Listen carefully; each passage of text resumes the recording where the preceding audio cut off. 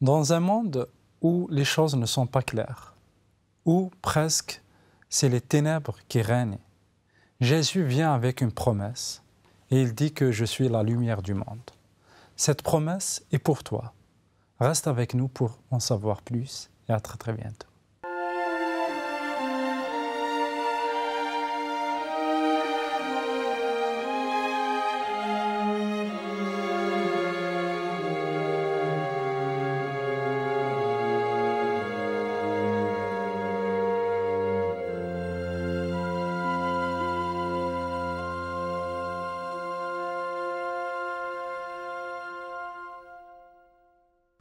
Bonjour et bienvenue dans une nouvelle émission sur le thème « Les promesses de Jésus ».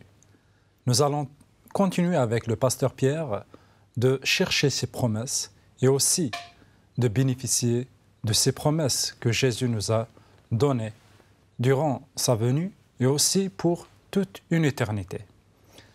Bonjour et bienvenue Pierre. Bonjour Hanafi et bonjour à tous nos amis qui nous écoutent, qui nous regardent. Je te remercie infiniment le fait que tu viens chaque jour avec une promesse. Et aussi, j'en suis sûr qu'aujourd'hui, tu viens avec une autre promesse dont tu as découvert et tu veux partager avec nos amis qui nous écoutent et qui nous regardent maintenant. Absolument, une belle promesse qui se trouve dans l'évangile de Jean, au chapitre 8, et je propose qu'on puisse la lire pour commencer ce partage. Jean chapitre 8, le verset 12. Et en fait, on retrouve un peu la même idée ailleurs, donc j'ai choisi deux passages dans le même livre de Jean, que je lirai à la suite. Alors, le premier passage, Jean 8, verset 12. Jésus leur dit encore, « C'est moi qui suis la lumière du monde. Celui qui me suit ne marchera jamais dans les ténèbres, mais il aura la lumière de la vie. » Amen. C'est un verset très très connu. Ouais, l'expression « la lumière du monde », Jésus est la lumière du monde. Alors on reviendra après bien sûr sur ce passage. Et puis le deuxième, c'est dans Jean au chapitre 12. C'est le même évangile. Même évangile, Jean au chapitre 12, le verset 46. « Moi, la lumière, je suis venu dans le monde pour que quiconque met sa foi en moi ne demeure pas dans les ténèbres. » Voilà. Il y a l'expression de « lumière du monde » qui revient. Alors je me suis amusé à voir un peu les ressemblances, effectivement. Il y a à chaque fois la lumière du monde et à chaque fois aussi les ténèbres. Donc déjà, on est dans une opposition entre la lumière et les ténèbres. Je propose qu'on puisse patienter un peu avant d'aller plus en profondeur dans cette promesse. Qu'est-ce que ça veut dire pour nous? Et profiter de l'occasion de ces lectures peut-être pour s'arrêter un instant sur Jésus qui souvent dans la Bible, dans les évangiles, va utiliser des images pour essayer de faire comprendre qui il est. C'est intéressant parce que pourquoi en prendre plusieurs? Pourquoi ne pas dire en une phrase « Voici ce que je suis, deux points » et il y aurait une espèce de définition que Jésus donnerait et ça suffirait. C'est pas possible parce que nous sommes dans les choses divines. Nous avons eu souvent l'occasion de répéter que Jésus était venu pour révéler la vraie image du Père. C'est peut-être l'occasion de rappeler un passage que j'aime énormément, où Philippe, me semble-t-il, demande à Jésus « Montre-nous le Père et cela nous suffit ». Et le passage que j'aime, c'est la réponse de Jésus. « Philippe, il y a si longtemps que je suis avec vous, comment peux-tu me dire « Montre-nous le Père » Celui qui m'a vu a vu le Père. Celui qui m'a vu a vu le Père. Parce qu'en toute chose, Jésus était l'expression de l'amour de Dieu, du caractère de Dieu. Il est le Fils de Dieu. Alors, on comprend bien, enfin me semble-t-il, qu'il est facile de comprendre qu'on ne peut pas saisir Dieu, enfermer Dieu dans un cadre. En une seule image aussi. En une seule image aussi. Alors, c'est un peu comme un puzzle, où chaque image que Jésus va prendre en disant « je suis la lumière » et d'autres choses, eh bien, c'est comme les pièces d'un puzzle, et ça va nous permettre d'avoir une image complète, affinée. Ouais. Et toutes ces images sont l'occasion de méditation pour nous. On peut en prière simplement prendre du temps et dire, voilà, Jésus, tu dis, je suis la lumière. Qu'est-ce que ça veut dire? Alors on verra tout à l'heure des choses, mais après on peut aussi entendre Dieu nous parler. Et je pense aussi que le fait que Jésus a utilisé plusieurs expressions, plusieurs images pour nous parler de lui, c'est le fait que peut-être un aveugle, il ne peut pas savoir qu'est-ce que c'est que la lumière.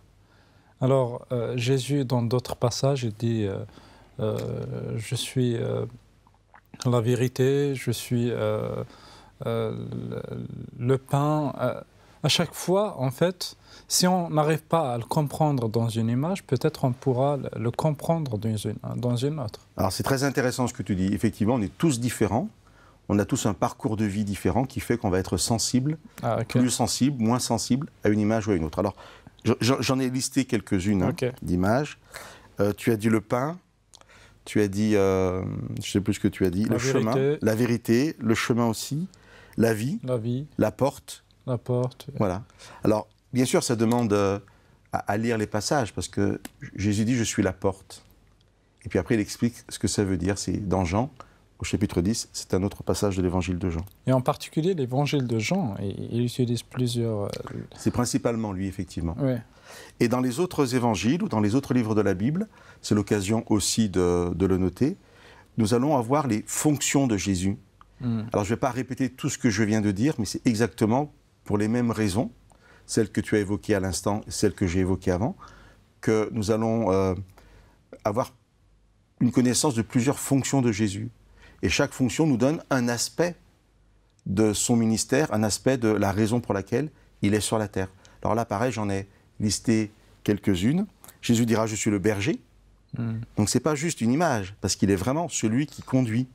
Il ne peut pas être une porte. Là, c'est vraiment une image. C'est plus qu'un berger, le bon berger. Mais il est le berger, le bon berger. Il est le maître, le prêtre, le sauveur. Dans un passage, il est écrit qu'il était le pionnier, celui qui guide les autres, le chef, le roi, le seigneur. J'en oublie parce que j'ai fait ça rapidement, c'était juste pour montrer que même sans réfléchir beaucoup, il y a une liste qui arrive assez rapidement. Et si on prend chacun... Il est le roi. Le roi. Si on prend chacune de ces fonctions, chacune de ces images, comme nous l'avons dit déjà, ça nous donne une compréhension plus globale de qui est Jésus et à travers lui, qui est vraiment Dieu. Voilà. Et puis, puisque le thème de nos rencontres, ce sont les promesses, eh bien, ce qui est intéressant de voir aussi, c'est que chacune de ces fonctions, chacune de ces images est en soi la promesse de quelque chose. Par exemple, quand Jésus dit « je suis la vérité », c'est la promesse qu'il ne nous mentira jamais. Ouais, c'est très intéressant.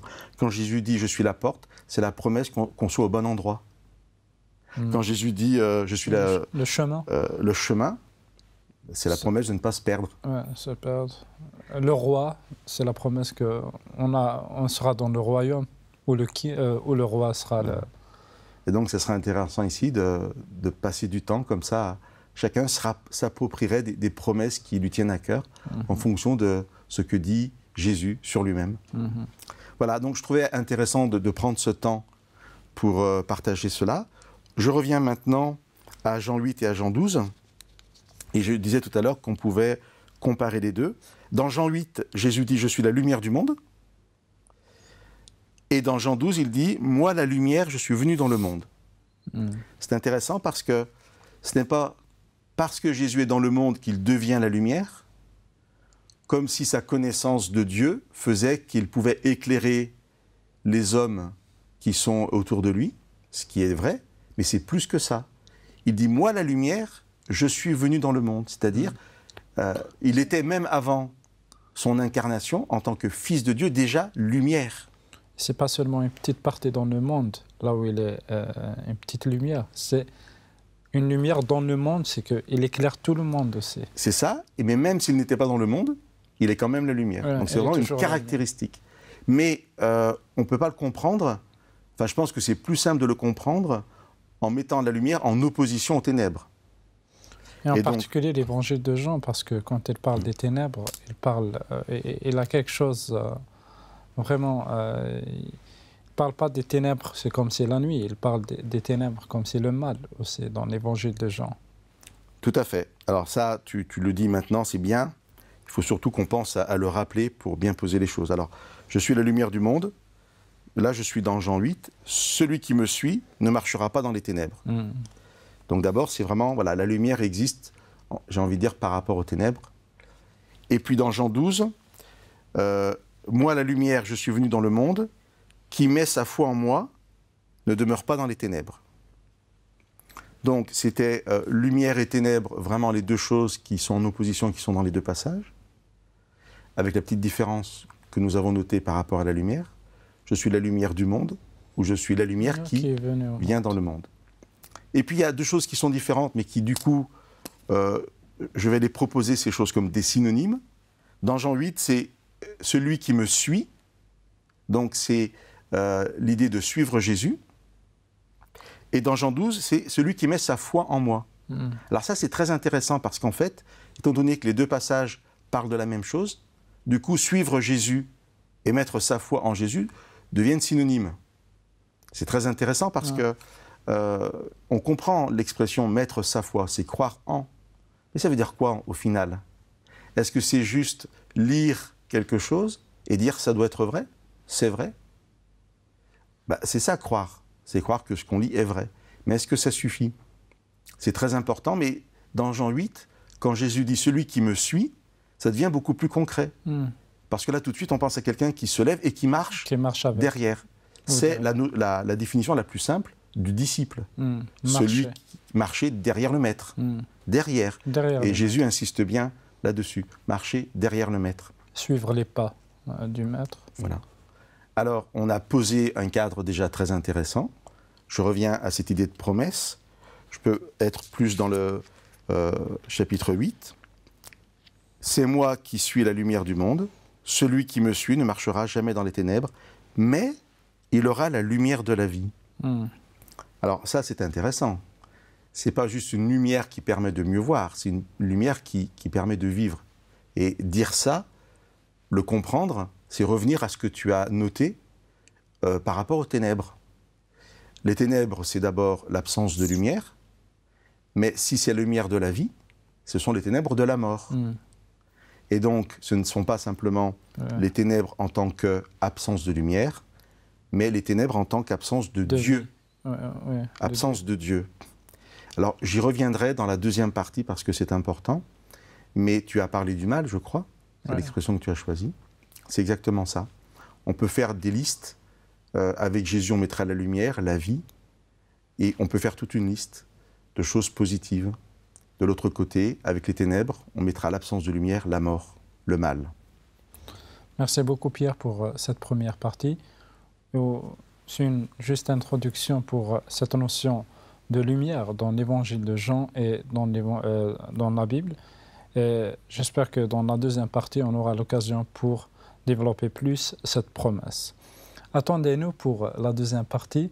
Nous allons développer cette notion de promesse que Jésus veut nous donner, que Jésus en fait, veut que chacun de nous aussi soit la lumière du monde. Restez avec nous pour la deuxième partie.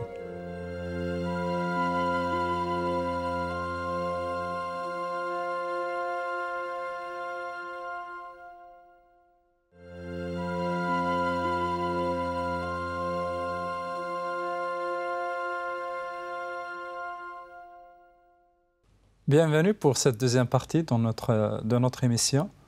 Durant la première partie, nous avons pu parler sur le fait que Jésus a dit que je suis la lumière du monde. Et le pasteur Pierre, il a pu développer ce que veut dire la lumière du monde. Mais dans cette deuxième partie, pasteur Pierre va développer la notion, le fait que nous avons cette chance, ou nous avons l'opportunité d'avoir cette promesse. Bienvenue Pierre pour cette deuxième partie.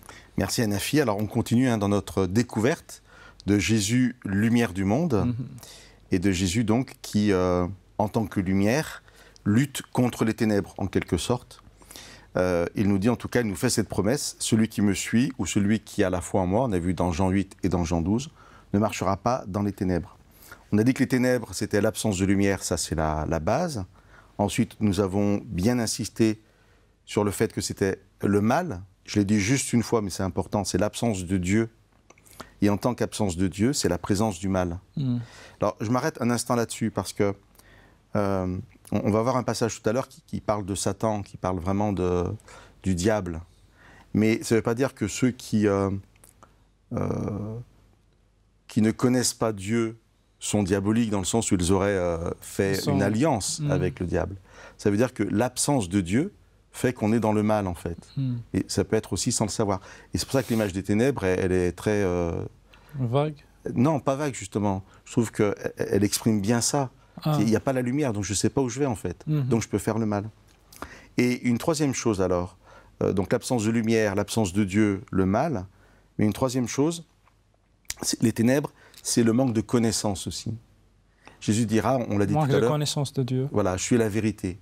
Et que si on n'a pas cette vérité, on ne peut pas savoir qui est Dieu vraiment. Et donc on est un peu dans les ténèbres, dans l'obscurantisme, dans l'absence de la connaissance.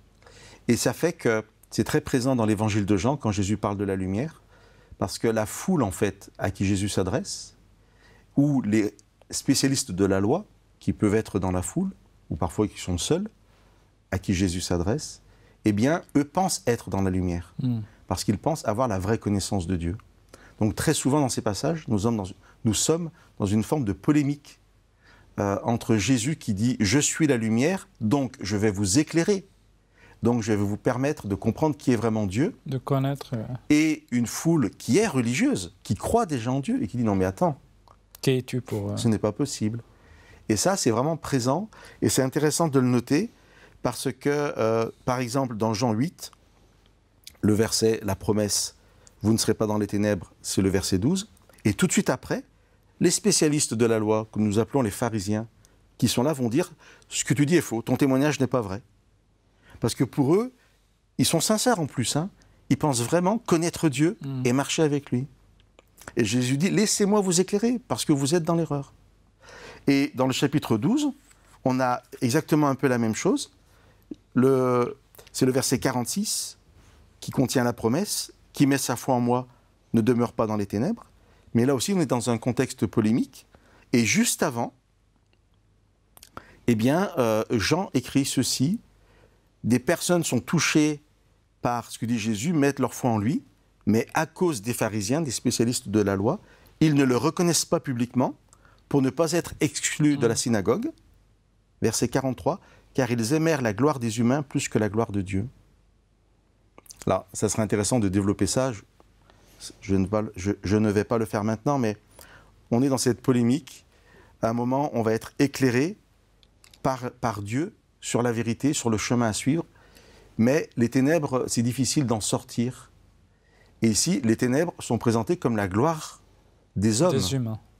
Donc, on ne peut pas juste voir les ténèbres comme la nuit, où on ne pourrait pas se diriger. C'est un peu plus subtil que ça. En fait, les ténèbres, ce sont aussi une fausse lumière, un faux enseignement. On peut être très sincère hein, dans cet enseignement, dans ce chemin-là, mais quand Jésus arrive avec sa lumière, parce qu'il est la lumière, il éclaire toute chose. Et je vais donc lire un troisième passage, toujours dans l'évangile de Jean, que j'aurais pu citer au début, mais je le fais maintenant. C'est tout au début de l'évangile de Jean, et le premier chapitre de l'évangile de Jean pose les thèmes principaux qui seront développés après. La lumière, la vie, la vérité, des choses comme ça. Donc vraiment au début, Jean 1, verset 9. Jésus est présenté comme la parole, quelque chose que nous n'avons pas cité tout à l'heure, dans les images. Nous aurions pu citer celle-là. C'est dans le même évangile. En plus. De Jean. Jean 1, verset 9. La parole était la vraie lumière, celle qui éclaire tout humain. Elle venait dans le monde. C'est intéressant parce que s'il y a une vraie lumière... Il peut y avoir une fausse lumière. Voilà, c'est pour ça que tout à l'heure, je me permettais de dire que les ténèbres sont aussi une fausse lumière. La parole était la vraie lumière et elle éclaire tout humain. Alors, revenons à cette promesse. Et puis tu as annoncé quelque chose d'intéressant à la fin de la première partie. C'est que la Bible va aussi nous présenter comme étant nous-mêmes des lumières. Et ça, c'est vraiment intéressant. La promesse, c'est d'être dans la lumière si nous suivons Jésus. Très concrètement, Jésus va venir sur terre pour révéler le vrai Dieu. Nous le répétons sans arrêt, mais c'est important de le répéter. Mais son ministère public, c'est-à-dire son temps d'enseignement, est très court. c'est quelques années. Et ces 3 ans et demi, amènent Jésus à la croix. Il sera crucifié, il mourra, ressuscitera. Il passera encore quelques jours avec les disciples, pour ensuite retourner auprès du Père. Il sera absent de corps, mais présent d'esprit, puisqu'il pourra dire « Je suis tous les jours avec vous, jusqu'à la fin du monde ». Mais alors, comment continuer à être lumière s'il n'est plus là? Alors, par l'Esprit, bien sûr, parce qu'il continue à nous éclairer par son enseignement. Si vous priez, vous recevez l'Esprit de Dieu. Mais il y a un passage aussi très intéressant, qui se trouve dans Matthieu, au chapitre 5. Verset 13. Mais 14, non? Ouais. Moi, j'ai noté 14. Je vais vérifier vite. Verset 14. C'est vous qui êtes la lumière du monde. Alors, on vient de passer beaucoup de temps à présenter Jésus comme la lumière, et ensuite, je lis ce verset, vous êtes la lumière du monde. Qu'est-ce que ça veut dire? Comment être la lumière du monde? Voilà. Alors, on peut comprendre ce passage comme vous êtes les lampes du monde. C'est intéressant parce qu'on va garder l'idée qu'il n'y a qu'une lumière, qu'une vraie lumière, c'est Jésus. Alors, pour comprendre, symbolisons cette lumière comme une simple bougie. Et cette bougie, nous pouvons la prendre et la poser dans une lampe et porter la lampe pour aller répandre la lumière dans les ténèbres. Alors, pour faire comprendre ça, je vais lire un dernier passage. On va sortir de l'évangile de Jean, qui se trouve dans le livre des Actes, et qui nous parle de la mission de Paul, qui est un personnage important dans le Nouveau Testament, parce que c'est lui qui va répandre cette lumière à travers les nations. L'histoire se situe au chapitre 26 du livre des Actes, où Paul se rend à Damas pour persécuter ceux qui croient en Jésus. Et là, il va avoir une vision où Jésus va lui apparaître. Donc Paul va comprendre son erreur. Et Jésus va donner à Paul sa mission. Et je vais lire les versets 17 et 18. C'est Jésus qui parle à Paul en vision et qui lui dit « Je te délivrerai de ce peuple et des non-juifs, vers qui moi je t'envoie pour leur ouvrir les yeux, afin qu'ils se tournent des ténèbres vers la lumière et de l'autorité de Satan vers Dieu, et qu'ils reçoivent le pardon des péchés et une part d'héritage parmi ceux qui ont été consacrés par la foi en moi. » Amen. J'ai voulu tout lire. Alors c'est très intéressant parce que cette vision, c'est Jésus qui apparaît au milieu du jour. Paul raconte ça comme ça. Vers le milieu du jour, j'ai vu en chemin briller tout autour de moi et de mes compagnons de route une lumière venant du ciel plus resplendissante que le soleil. Et en plus, au milieu du jour. Voilà. Donc, le soleil est à son zénith, et Jésus qui est lumière, alors là c'est fantastique. Pour dire que la lumière du soleil n'a rien à voir avec celle de Jésus. Et là, ce n'est pas une image. Il est vraiment une lumière qui brille plus que le soleil à midi. Alors c'est extraordinaire. Enfin, Jésus dit à Paul, tu les feras passer des ténèbres à la lumière. Et on voit bien ici que Paul n'est pas la lumière lui-même. Il est le porte-lumière. Il est la lampe.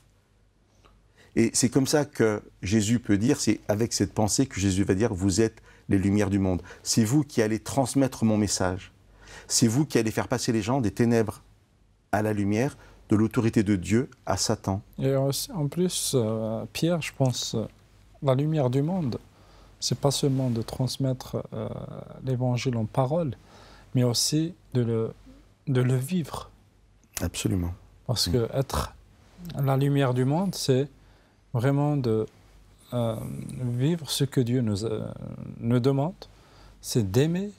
Le fait d'aimer dans un monde où aujourd'hui, on voit tout ce qui se passe autour de nous, la haine qui prend place, les guerres.